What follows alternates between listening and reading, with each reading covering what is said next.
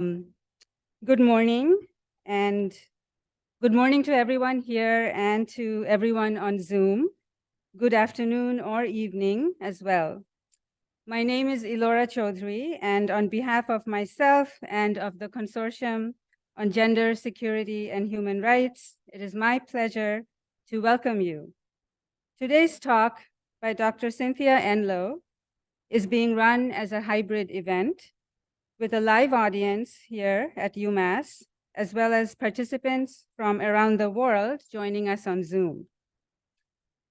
UMass Boston and its surrounding communities are based on the unceded homelands of the Massachusetts, Pawtucket, and Nipmuc people, and we want to honor the diverse Indigenous peoples' enduring relationships with their traditional territories and to acknowledge that the ways land passed from Indigenous to non-Indigenous control is through a violent history of genocide and forced removal. We'd also like to emphasize that land acknowledgements by themselves are not enough. They are only one small step in supporting Indigenous communities and need to be followed by action, building solidarity, by combating the ongoing structural and physical violence directed towards Indigenous peoples, and by supporting the land back movement. So while people are still joining the Zoom, I'm going to take a few minutes to give you some information about what to expect today. In terms of the structure of today's event, after Dr. Enloe's talk, she will take questions from both the in-person and Zoom audience. For those of you on Zoom, we encourage you to put your questions in the Q&A at any time during the talk. Also, for people joining us on the Zoom, the chat is now on, and we'd love to have any of you joining on Zoom to remotely introduce yourselves there. The chat will be on for this introductory time, and then again near the end, if there are any resources or thoughts you'd like to share. And when you leave the webinar, a very short survey will pop up, and we'd be so grateful if you could take a minute to fill that out. Similarly, for those of you here in person, you'll find a very brief event feedback form on your seats, and we'd be so grateful if you could take a couple of minutes to fill it out before you leave. And for everyone, we'd like you to know that this event is being recorded and the video will be available online on the Consortium's website and YouTube channel.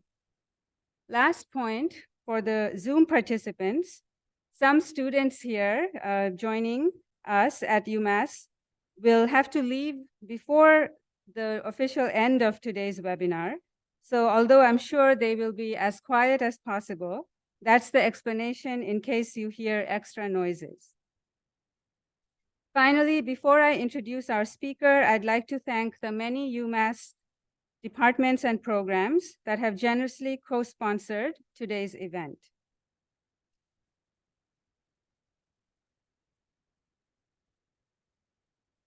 I'd like to begin by thanking Dr. Carol Cohn for this opportunity to introduce Dr. Cynthia Enloe, who is a research professor at Clark University, where she was a founding member of one of the first women's studies PhD programs in North America, and where she served as the chair of the political science department.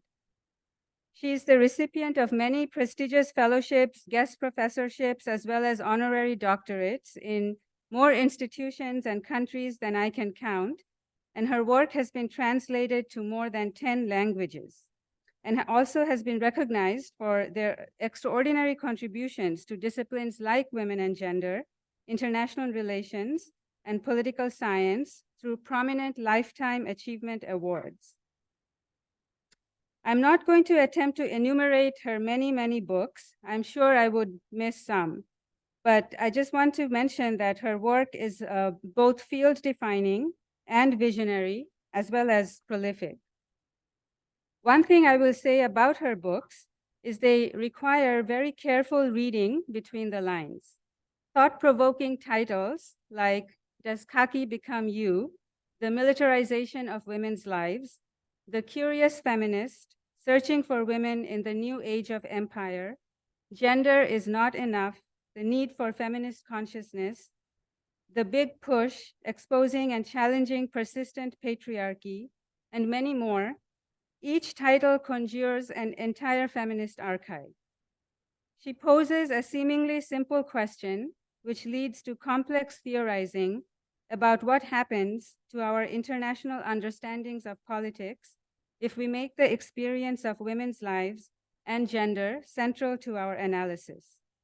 And her groundbreaking book, a staple, I think, in international relations, a field she helped shape, Bananas, Beaches, and Bases, Making Sense of International Politics, offers vital, insightful, and critical departure from conventional top-down treatments of international politics.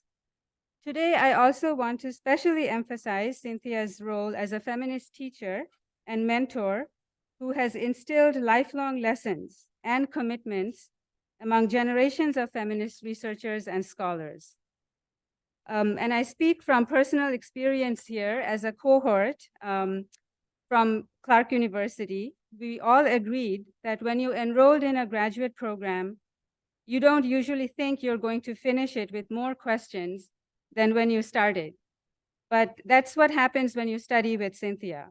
I have learned a lot from Cynthia about international relations, militarism, the intricate workings of patriarchy, gender justice, feminism. The list goes on. But what I most value, in addition to the knowledge I gleaned in classrooms, and that was quite an extraordinary experience in itself, is an ability to inquire and to think in new and different ways.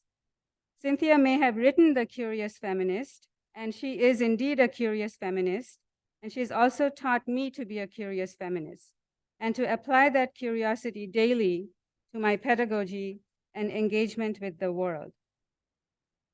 And above all, the many qualities that make her so remarkable, her extraordinary humility, her strategic clarity, her incalculable daily gestures of generosity, large and small, the seriousness and respect she brings to every encounter, I think it is Cynthia's curiosity that best defines her. And I cannot help but quote one of my cohort members from Clark, who once said that Cynthia may be tiny, but she's fiercely energetic, indeed virtually atomic in her drive to pose questions that will help us all think bigger and connect the dots. Like so many others, my life has been immeasurably enriched and my own curiosity enlivened by knowing Cynthia and benefiting from her engagement, her wisdom, and her example. I couldn't be more honored to be welcoming Dr. Enloe here to bring us some of her latest thinking from her most recent book, 12 Feminist Lessons of War. Cynthia, thank you so much for coming to speak with us today.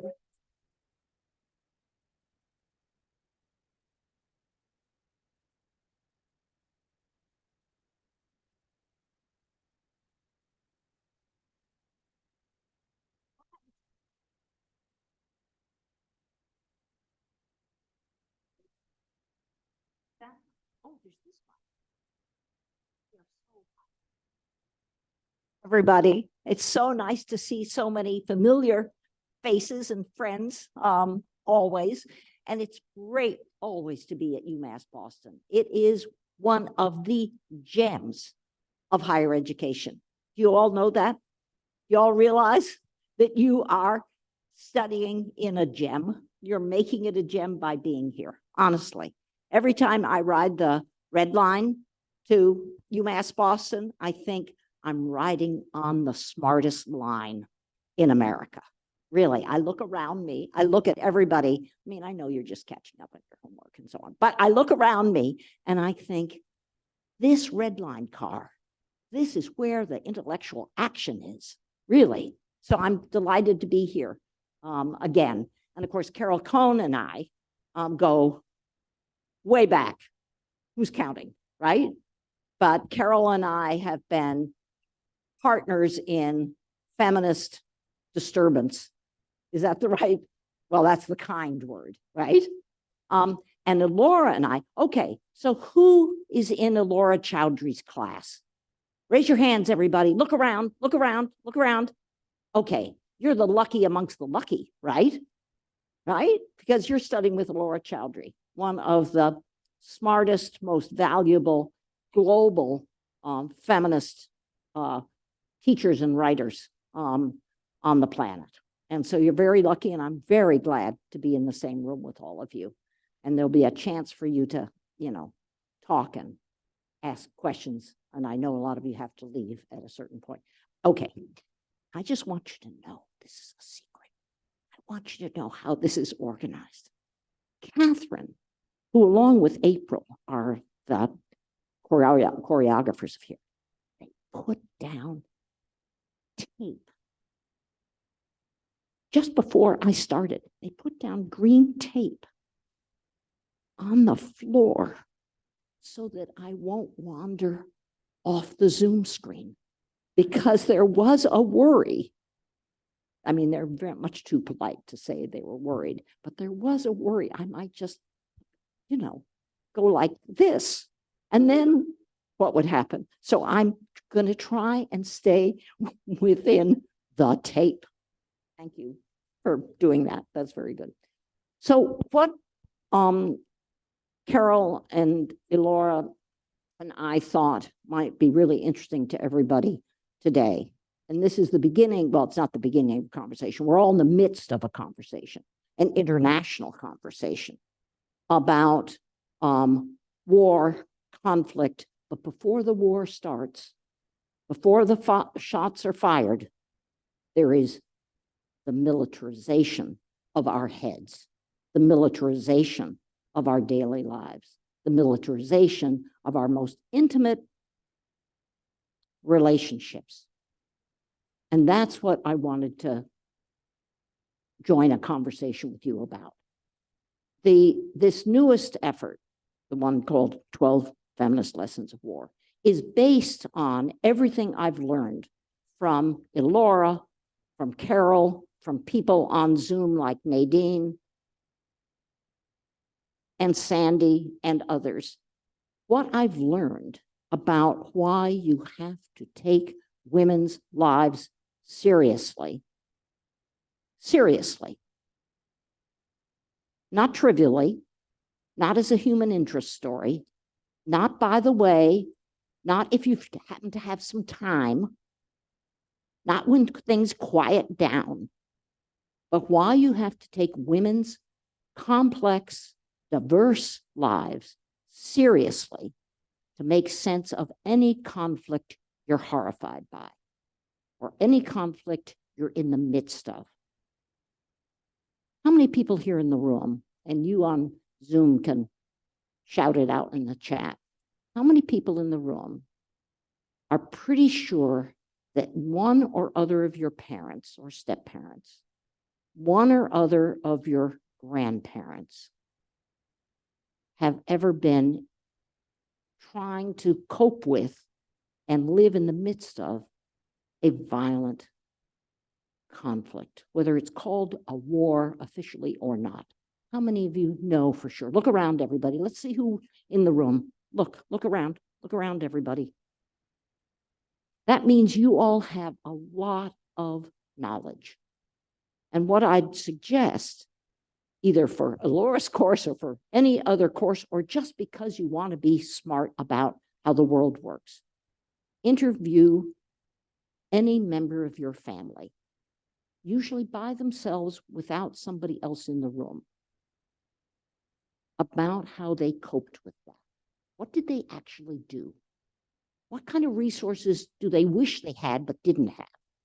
What kind of resources did they make use of in order to cope with that collective violence? That is, learn from our own family members or our own friends' family members about actually how do women experience war and how do men experience war. Because I think, for me, one of the hardest things to kind of absorb, that is, actually take on board and make use of in my own efforts to make sense of the world, is that women's wars are not men's wars. Let me do that again, because it's an assertion. It's like a bumper sticker, but it's a feminist declaration on your bike or your bumper sticker. Women's wars are not men's wars. Now, to say that is not to create a hierarchy of suffering.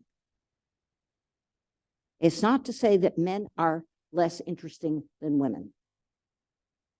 It's that women's lives, in all their complexity, are as interesting as men's lives.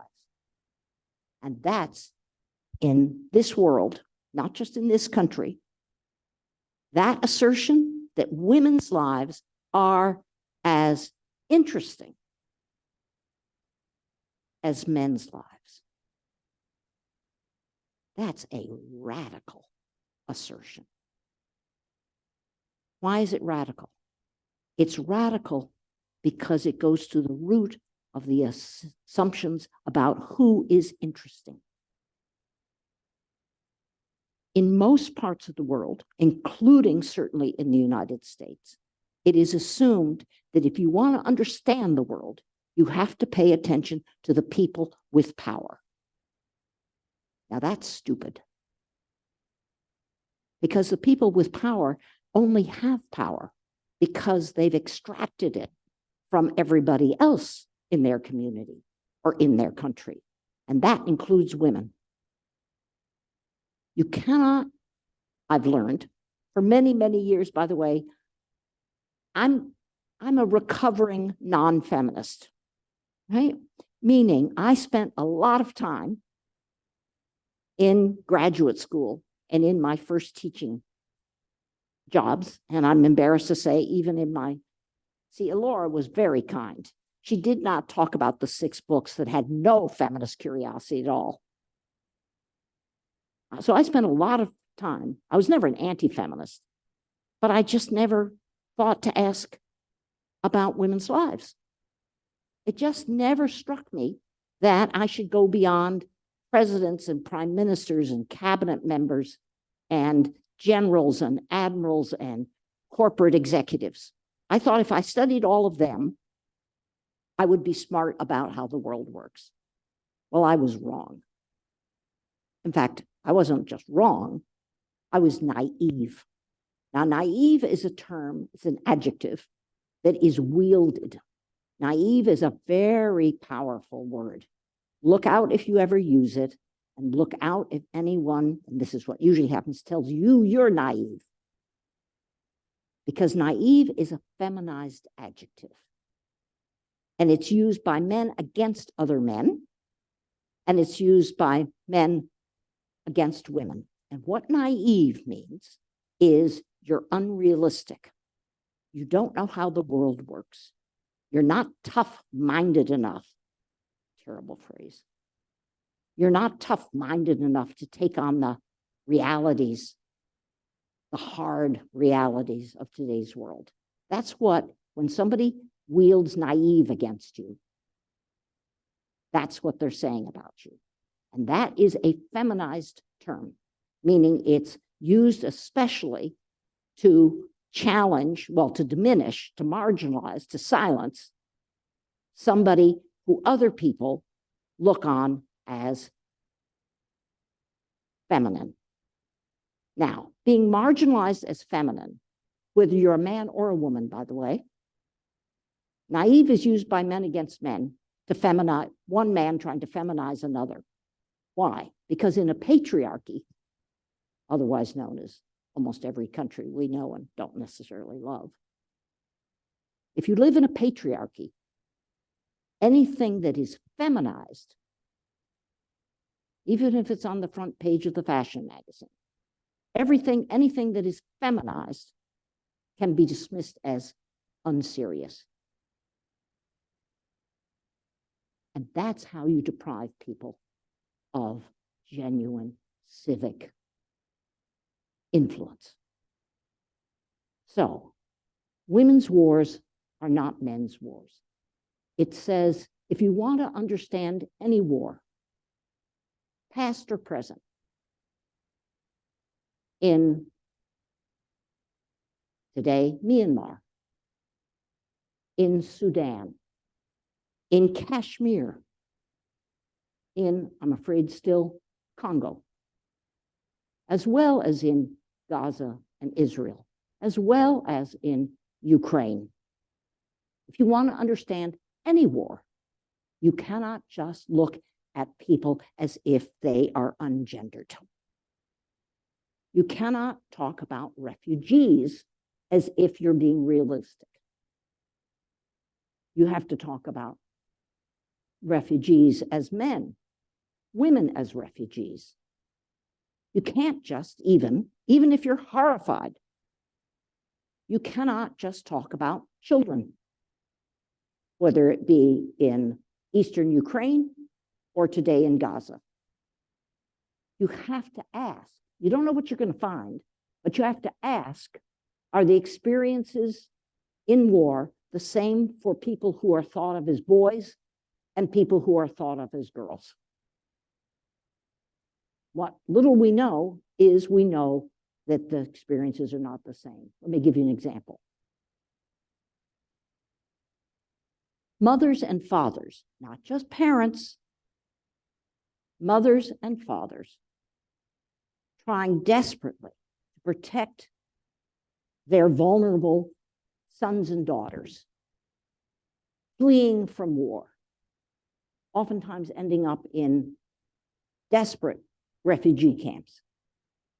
Mothers and fathers, not always with equal power under the law as parents.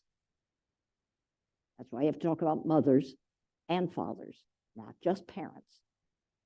Mothers and fathers in many countries think that the safest way to protect their girl children is to marry them off. And that isn't because they are cruel or bad parents.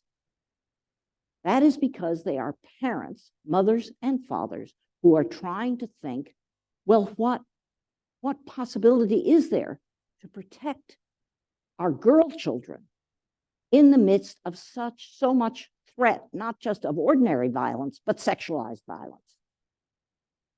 And UNICEF, which is one of the best sources of this information, because they do gender disaggregated research. And they have found that 90% of all child marriages are not simply children, they are girls. And more than, I don't know the actual figure, but 90+% of all the older spouses who the mothers and fathers give their vulnerable daughters to as husbands are older, sometimes 2 decades older, sometimes a decade older than their 13-year-old daughter. So talk about parents in war, ask about the rights of fathers and the rights of mothers. Talk about children in war, ask what happens to boys and what happens to girls. Don't just talk about child soldiers. Ask if boys are used in the same way that girls are if they're forced to join fighting forces. Don't just talk about child marriages. Be curious. Pull back the curtain, the ungendered curtain, and ask, does it matter that 90% of all under 18-year-old children, that's the 18 years old, is the international standard for a child and an adult, right? Under 18. Ask whether it matters that 90% of child marriages are younger girls married to, without usually their consent, to an older male.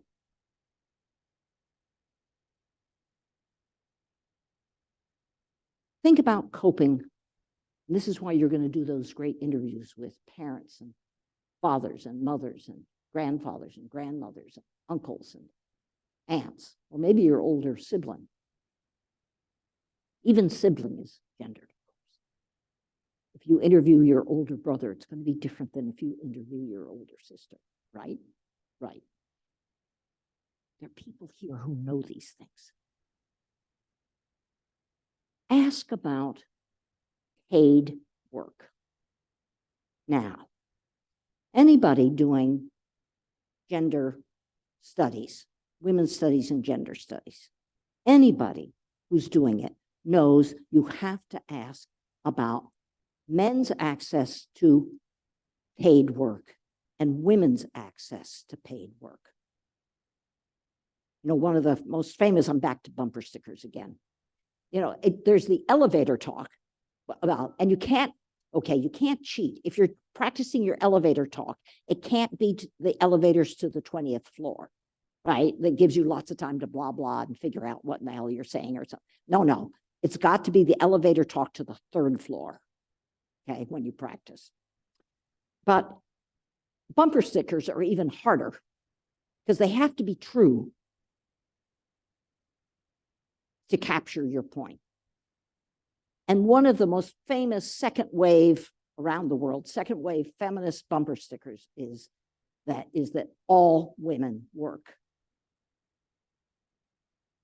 You can't say women workers. Well, you can if you haven't really boned up on your feminist consciousness, but don't. All women work. The real question is, and it's a political question, what percentage of all the women who work get paid for their work? Paid for their work. In virtually every society that most feminists around the world have studied, men are more likely, diverse men, diverse by age, diverse by class, diverse by ethnicity within the country. In virtually every country that feminist political economists have studied, it is a higher percentage of men who get paid for their work. Maybe not enough. Maybe it's a crummy job, but they get paid for their work than do women in that country. A higher proportion of men in most countries and in most ethnic and racial groups within those countries are more likely to be paid for their work than are women. Now, that's not usually brought into studies of war, is it? Seen any data in the last terrible month of horrific conflict in Gaza and Israel? Seen any data on what percentage of Gazan women have paid work as versus Gazan men who have paid work? And there's a very high percentage of unemployment amongst young Gazan men. So take that into account. Ask the same question in Israel and ask it of Palestinian Israelis, Druze Israelis, Bedouin Israelis, and Jewish Israelis. You know, put your intersectional glasses on. Don't simplify. Why does that matter for understanding wars and understanding the war in Kashmir or in Congo or in Ukraine? Why? Because if you do not get paid for your work, even if you're working dawn to dusk, if you're not getting paid for your work, you're dependent in your household for somebody who is getting paid for their work. It takes money to flee a war. It takes money to keep yourself safe and your sons and daughters safe. And if you don't have cash, even though you work dawn to dusk, you are dependent on the person in your household who does have cash. What does that do to a marriage?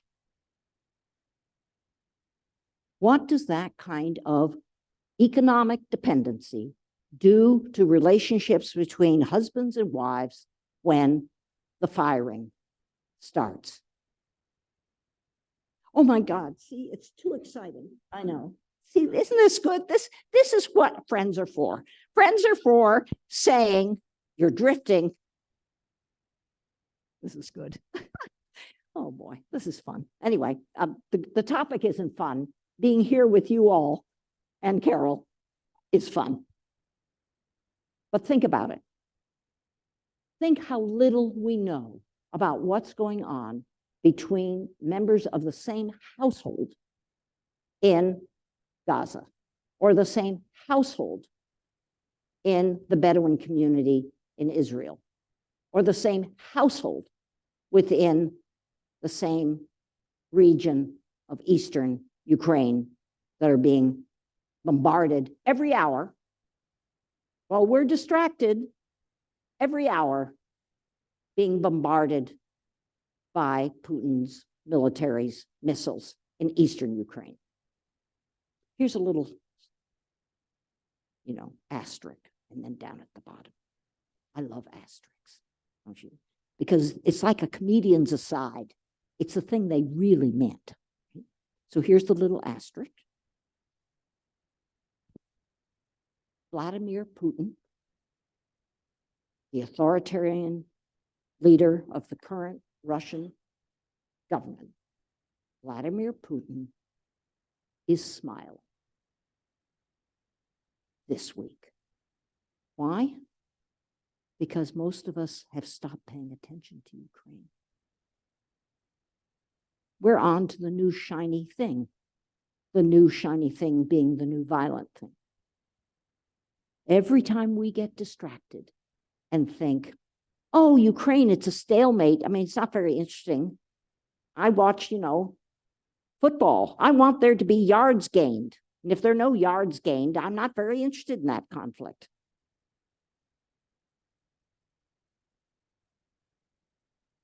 Vladimir Putin is smiling because we have stopped paying attention to Ukraine, because we watch Ukraine like a game. And if there's not some great forward movement, if there's not some dramatic change in the front, then we're kind of bored. Yes, the artillery is still falling on Ukrainians' energy and water supply. Yes, it's getting very cold in Ukraine right now, mid-November. Yes, Ukrainian civilians are being killed, men and women, and boys and girls, in Ukraine by Ukrainian aggressive weaponry. But, we've got another war to watch now. But feminists don't have narrow attention spans. We at least try to think about Sudan and Congo and Kashmir and Myanmar and Ukraine and Gaza and Israel all together. Because each one, when we're attentive, teaches us about the gender dynamics of the other. Not to say that Sudan is exactly the same as Ukraine. Not to say that Ukraine is the same as Gaza. We don't do that kind of cartoon version. But we know that if we watch Sudan really carefully, where there is a vibrant women's movement, the Sudanese women's movement, if we watch Sudan, we will learn something about what we should be watching in Ukraine. And if we pay attention to Ukrainian feminists, we will learn something about what we should be curious about in Gaza. Paid work is gendered. The gendering of paid work is political. The gendering of the politics of paid work means that women's wars are not men's wars. Here's a final, not final, but final for all of us just to chew on now. Idea. maybe a bumper sticker, almost. And that is the feminists continue to be activists in the middle of wars.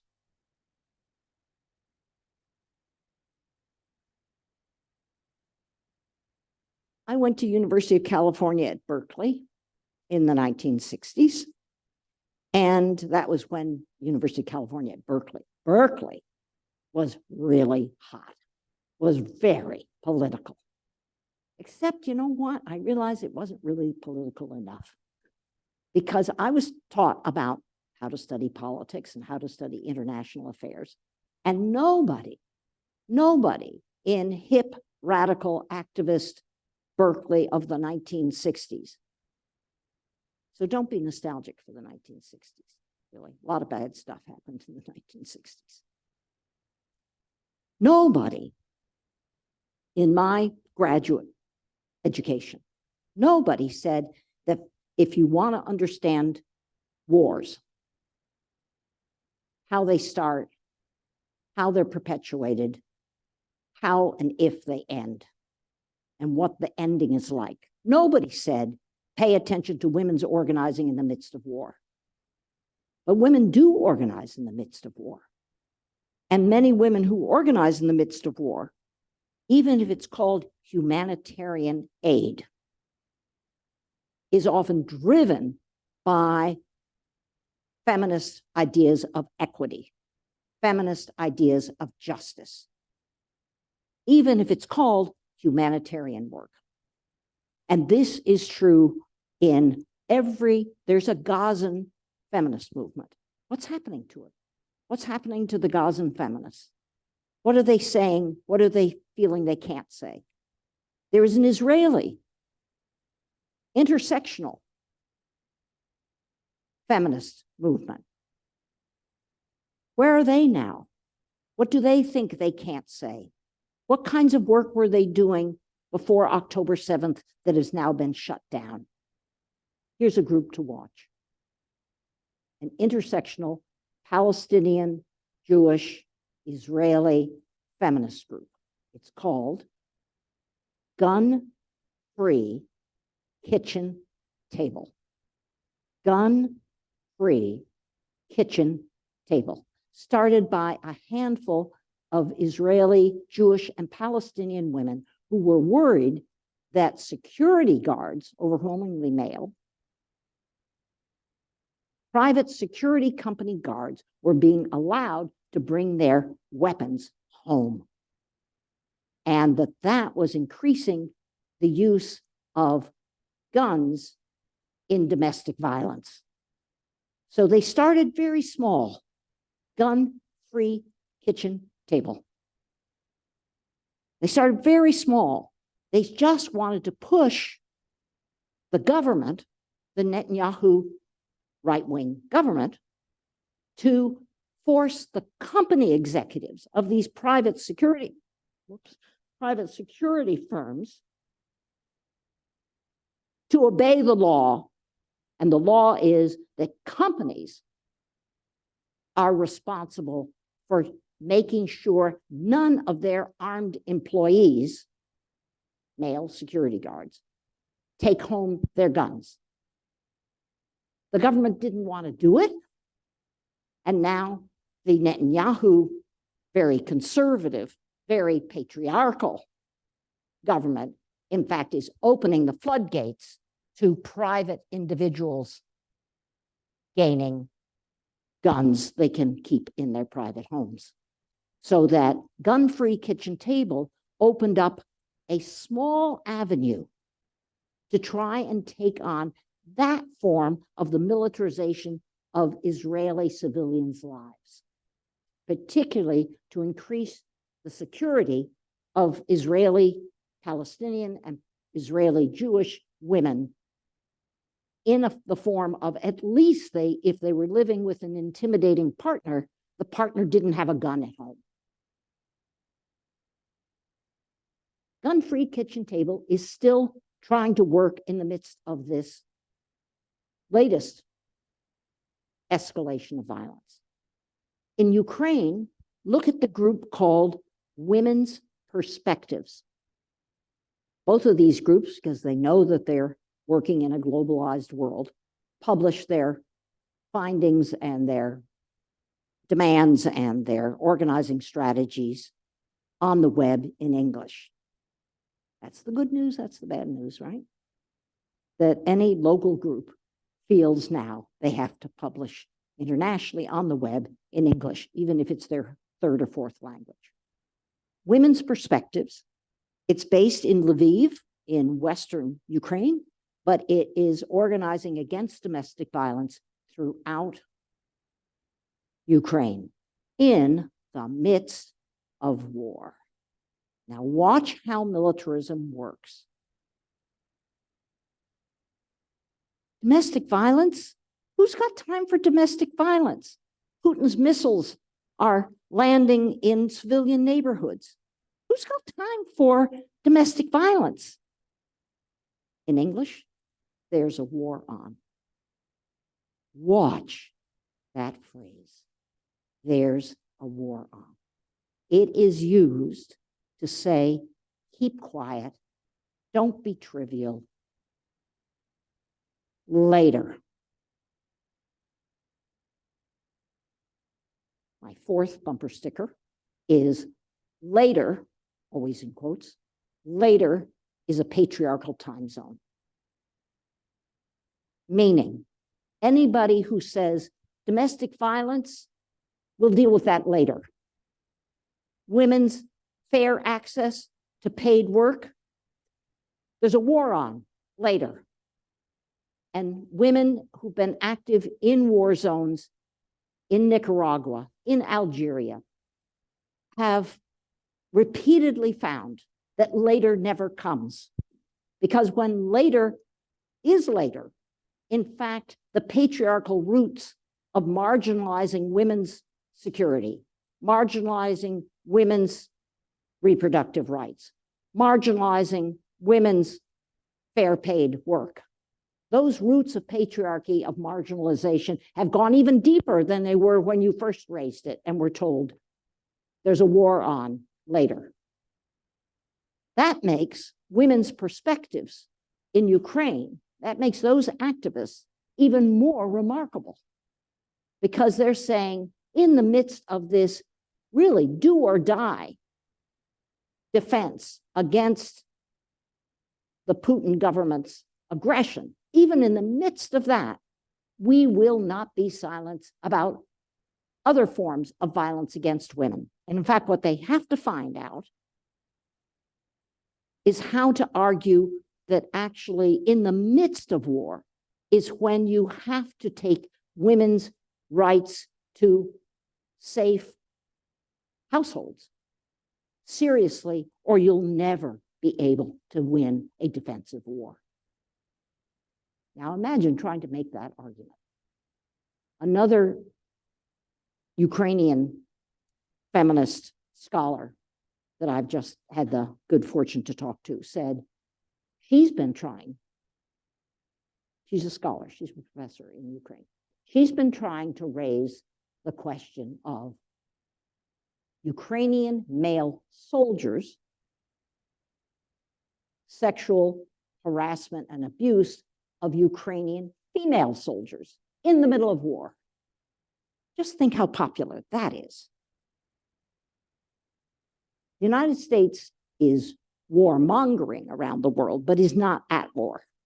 And you can't raise that question in the United States with any effective reaction. So imagine what it's like to raise that. You all do know, right?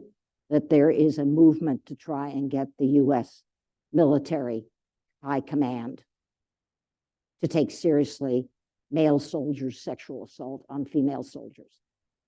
It's now a whole category of health benefits in the US Veterans Administration.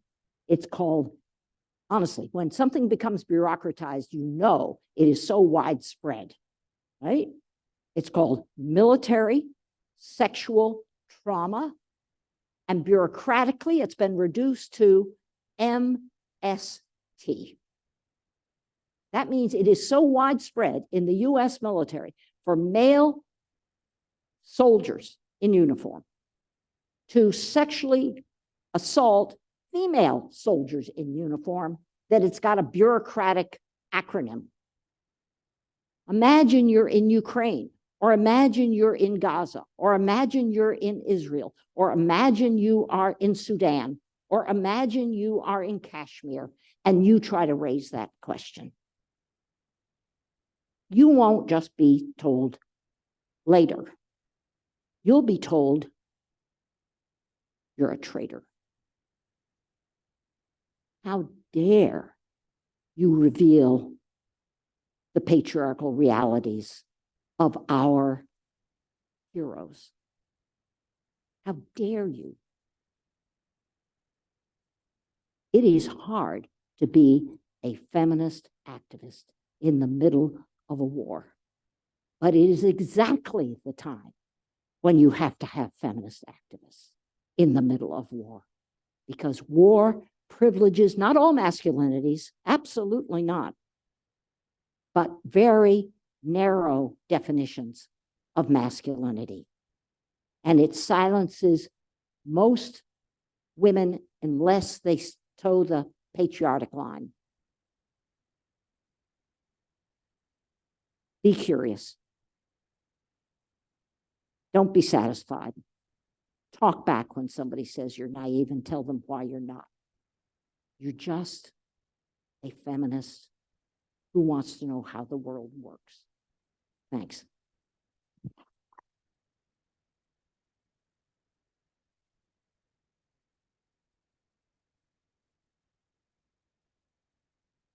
Thank you, Dr. Enloe, for that incredibly expansive and timely, urgent talk.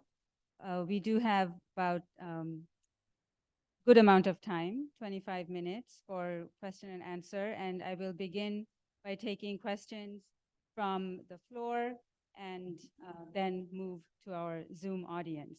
So if you raise your hand, and I will come to you with the microphone.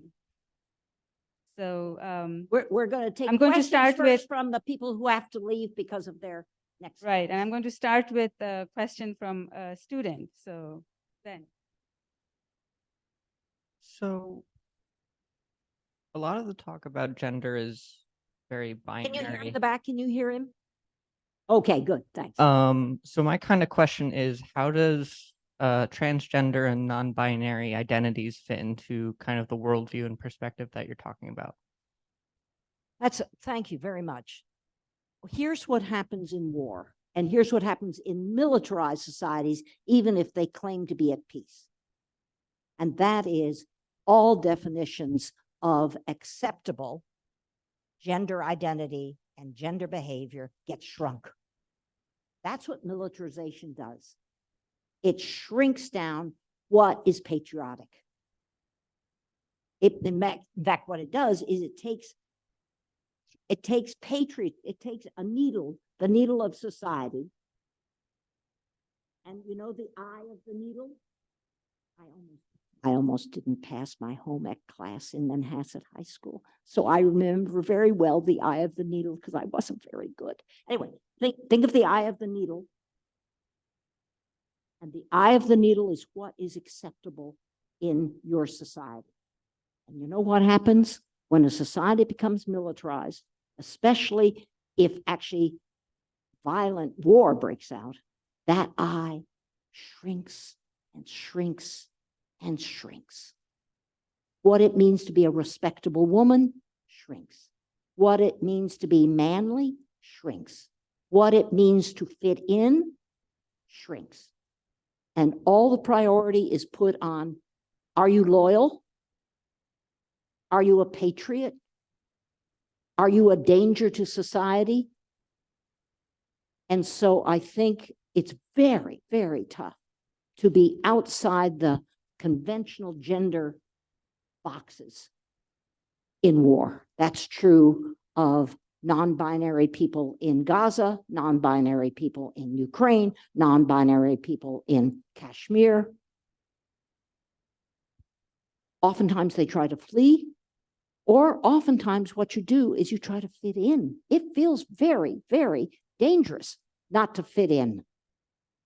when society has mobilized around patriotism. And so sometimes what you do is you voluntarily enlist in the military, or you flee, or you try to be just the good mother. It's a very dangerous time for anybody in any society who doesn't fit the most conventional, narrow boxes. It's a great question. It's a great question. Yeah, thank you. I'll take a few questions together, perhaps now, and I saw 3 hands starting here. First of all, thank you for the very insightful talk presentation. I have this thing like what you implied in your presentation is something like this, what I gathered. Like if we remedy the unpaid work and equalize the pay between men and women and men, so gender inequality will be obliterated. Is that okay? One.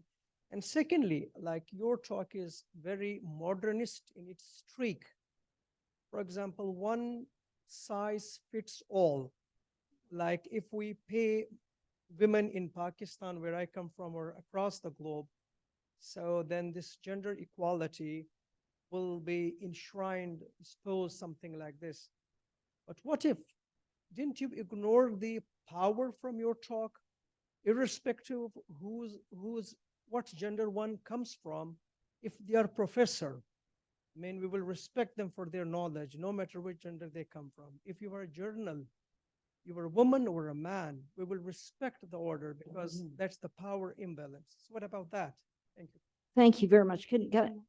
Oh boy, let me just respond. These questions are so rich. I mean, yeah, I think that trying to equalize women's economic and men's economic conditions is one straw in a deep woven, now I've got mixed analogies, one thread in a deeply woven social fabric. It does not guarantee full justice or full equality, right? And your point about introducing class status.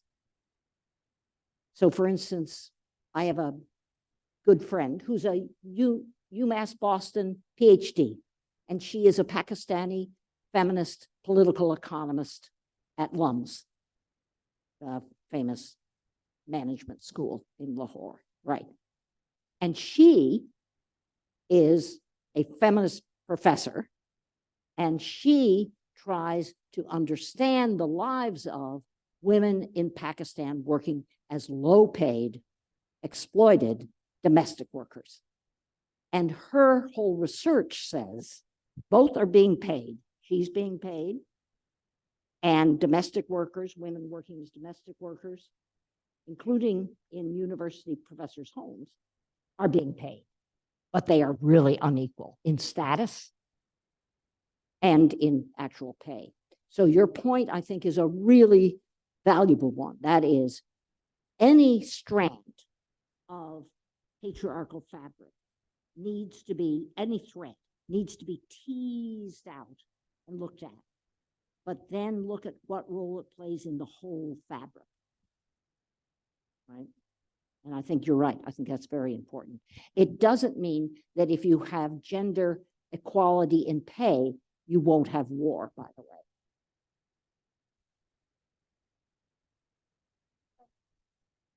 Hi. Hi, my name's Haley. I just wanted to thank you first and foremost for your fabulous talk. And so my question is, it's a little all over the place because I have so many like amazing, it was just amazing. It just means you're a feminist and you're thinking of everything. So my thought is just kind of like how the fragility of the patriarchy really stems on, I feel, the roles in which we allow ourselves to play. And I'm interested in how, in your new book, you talked about how in a lot of, there's these depictions of women in war, you know, as like these, you know, these shy, like tearful, broken down, almost like dolls, like very fragile, you know.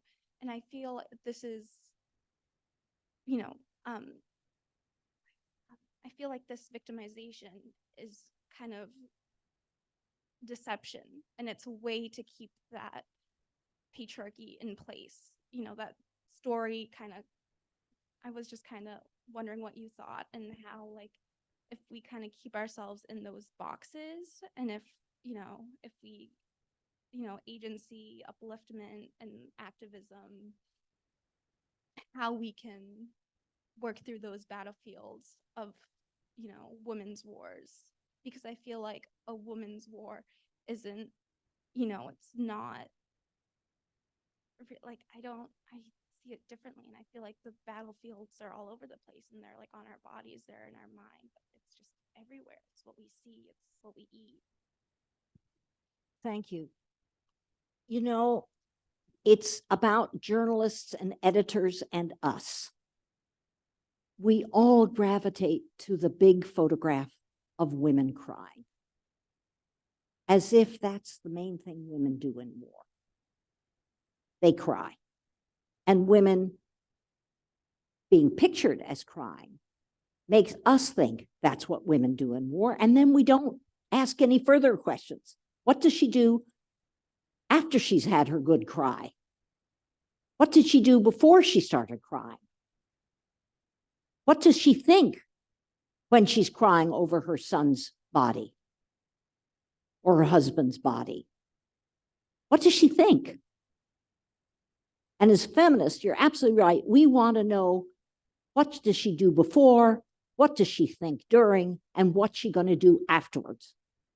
And it's one of the reasons I had a book on the Iraq War called Nimmo's War, Emma's.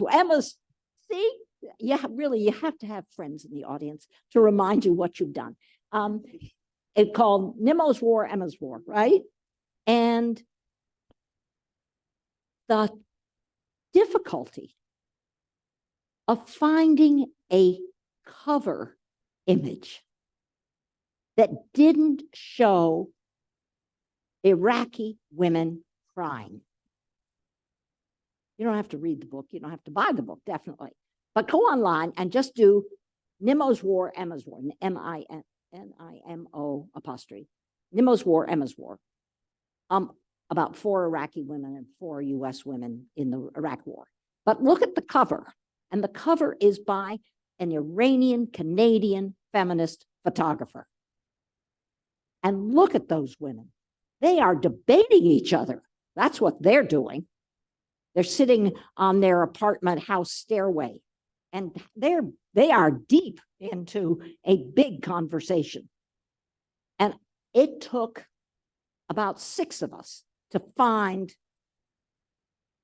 that photograph and that photographer, because otherwise most photographers, and that means they're editors, whenever you see a photograph in print, always ask why the editor chose it. It wasn't the only photograph that journalist took or that camera person took. But that was the photograph I wanted to show. I wanted to show Iraqi women debating with each other about this horrific war. So yes, you're absolutely right. Don't be seduced as a viewer into the conventional notion that women are best imaged as crime. Thanks. Hi. It was kind of jumping off on her question, but like I had a different opinion. I feel that a lot of the times women in war aren't victimized enough. And like I completely understand the points that you and she made, but like there are many women in my family who were like comfort women in like the Japanese imperialism time. And it wasn't until like, you know, many years later that they even like talk about it, you know? And it's like because of this not wanting to victimize yourself and like nobody really caring, you know? So like I understand like you don't want to like be perceived as weak like in comparison to men, but at the same time it's like, well, if you don't, victimize at all, like no one's gonna take the time out of their day to like ask, you know? You are so smart. This is really good. No, it's really good. It's only certain women who are portrayed as victimized by war. And they are the women who are never interviewed. Their images are just shown. The women who were turned into forced prostitutes by the Japanese imperial military during, well, about the first, it looks as though the first imperial military's, quote, comfort women brothel was in Shanghai in 1933. So it's a long time. It's not just our notion of World War II. It is 33 to 45. And you're absolutely right. One of the ways that gender works in our imagining of World War II is to silence those women. And it wasn't only the Japanese that silenced them, right? Sometimes it was their own families who felt they'd be stigmatized. Yeah. Oh, this is good. This is called a conversation. I agree, but it's also the like embarrassing that you were even a comfort woman, even though it was even not your own choice, like as if being one is makes you devalued, and not just people in your family or like Korean people. It's like if you bring this issue out loud, then you're devaluing all the women who were like that, like this. So even saying it, even victimizing yourself is in turn devaluing yourself at the same time. You're right. That's how patriarchy works.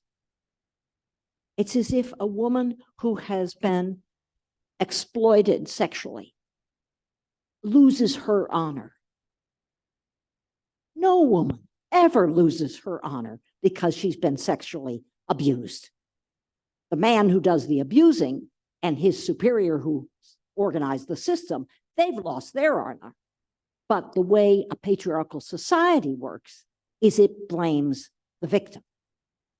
And most of us can't afford, most of us, including your older women relatives, most of us cannot afford to be stigmatized. We need to be thought of by employers and by public officials and our own family. We need to be thought of as honorable women. We have little enough. We can't afford to give that up.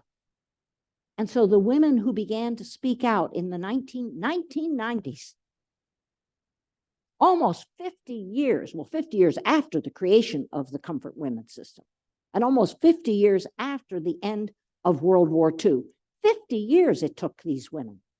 They were so, right? They're so brave. And they first, it was the model of a feminist alliance over generations. It was young Korean women who built up trust with women who they had begun to hear had been forced into prostitution during World War II. And those women in their 70s and the women in their 20s built up enough trust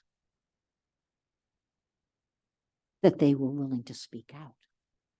And now you can go to Tokyo, and there's a feminist museum that was built in cooperation with all the women who experienced that abuse, only with their agreement.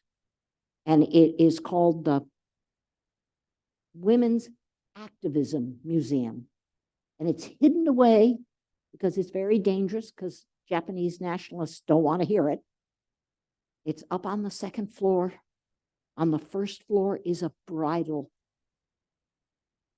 attire company. And you go in, there's no sign.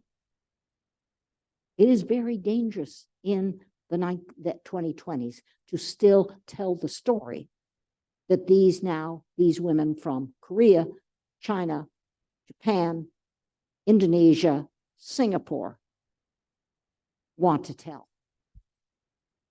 So you're right, breaking that silence adds to our understanding But the breaking of that silence takes courage. And it takes courage because all of us, we don't get off free here.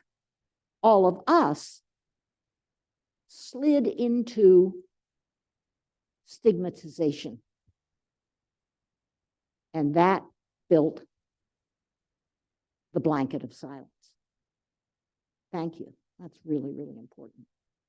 Would it be okay if we take the three Yes, questions now from I'll the try to floor, remember. and Okay. then there are also some questions on Zoom. So Nada, Amani, and one more.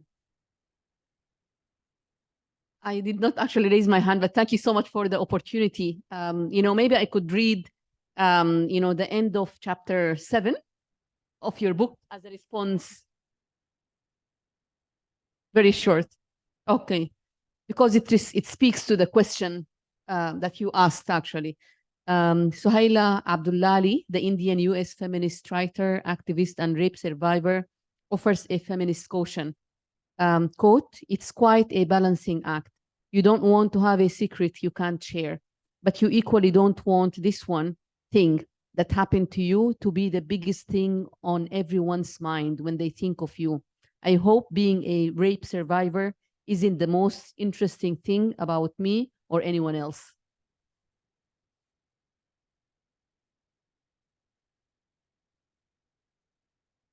What do we talk about when we talk about rape? What do we talk about when we talk about rape? Thank you for reading Sohaila's words. Oh, no. Oh boy. Hi. Thank you very much for your wonderful presentation. My name is Dominic Ofei. I'm from Ghana. My question basically is about an issue that is, I don't know whether it's contemporary, but it's gradually creeping into kind of a war against women. And that is some people now turning themselves into women and venturing into sports and competing with women. And evidence has shown that such people, when they get into the women's sports, they easily win and take that kind of prize that is supposed to be for women. What is feminism responding to this new development?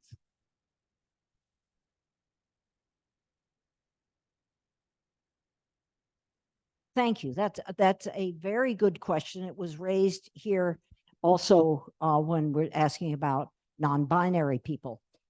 Most feminists who are trying to be inclusive of trans people, I mean, most feminists want inclusive societies, right? So that's where they start, right? They also want fairness, right? And you would think that inclusiveness and fairness are almost the same, but not in real life. You have to work on both. And so from what I understand, and maybe this is true in the athletic department here in UMass Boston, but it's true in many, many sports around the country now. People are trying to figure out exactly what is fair when a male to female trans person wants to take part in women's sports, and what is so healthy about it, this debate, is that people are trying to really work on fairness, not on stereotypes, right?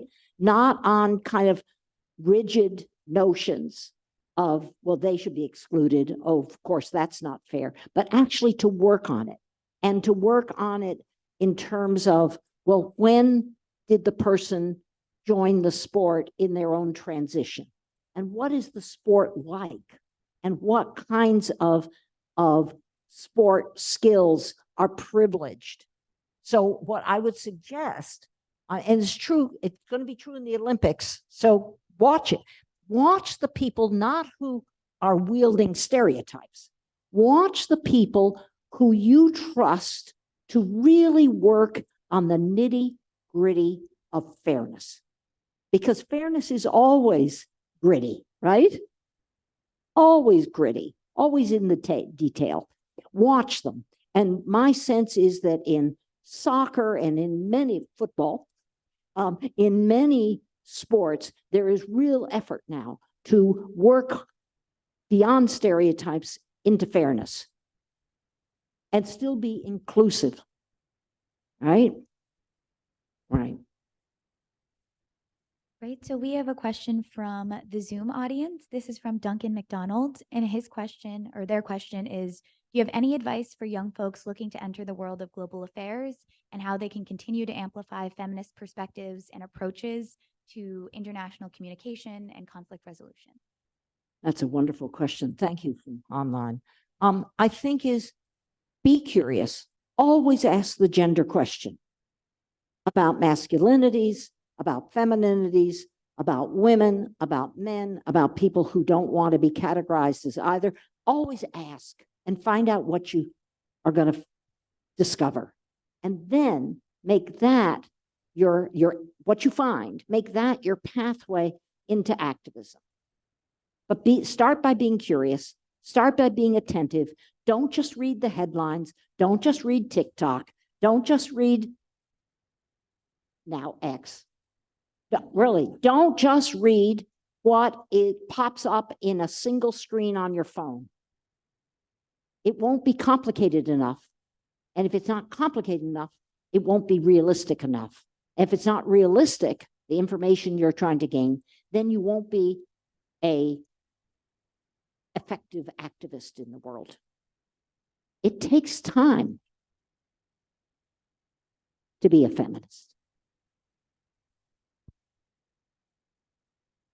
For one more question from the floor, and here it is.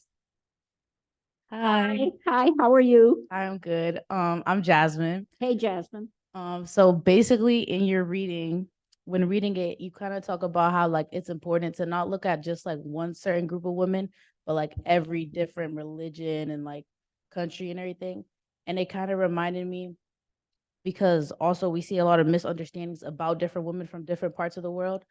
Do you agree? Because this might be a little stretch. It kind of reminded me of like the US feminist movement in like the US.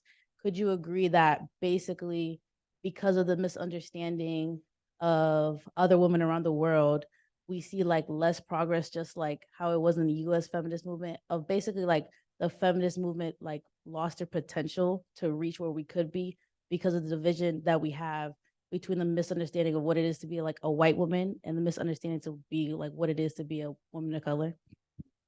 Good for you. Yes. I mean, you know, it's taken a lot of Latino women, a lot of African-American women, a lot of Native American women, a lot of women from many backgrounds to try and get white women up to speed.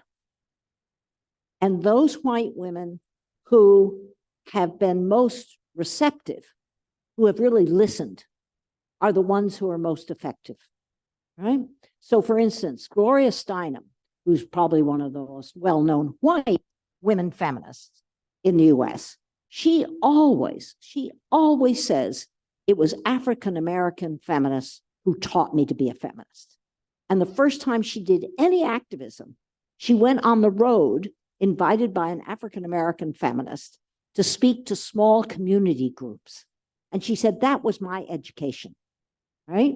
So I think for all of us, no matter how broad we think our curiosity is, it's probably not curious enough, right? And you have to be ready without being embarrassed, without being defensive. You have to be ready to learn somebody else's realities that you haven't thought much about. And then you have to be ready to change your mind about what you think are priorities or what you think are strategies, right? So you've given us a good warning, right? It is a good warning. This is true in every society. I mean, Sri Lankan feminists have had to work very hard to overcome the divisions between Sinhalese and Tamil divisions within Sri Lankan society. So there it's not white feminists who are predominant, it's Sinhalese feminists who are predominant. And they've had to build these alliances that are new to them and that are hard to sustain because there's not a lot of trust. But it's a model, I think, that American feminists can still learn from. It's hard to build alliances. It's hard to build lasting alliances. Short term, yeah, maybe. Just for the strike, maybe. Just to vote down that piece of awful legislation, maybe. But to build a lasting alliance, that's harder. But you know, feminists have stamina. That's the good news. Thank you very much.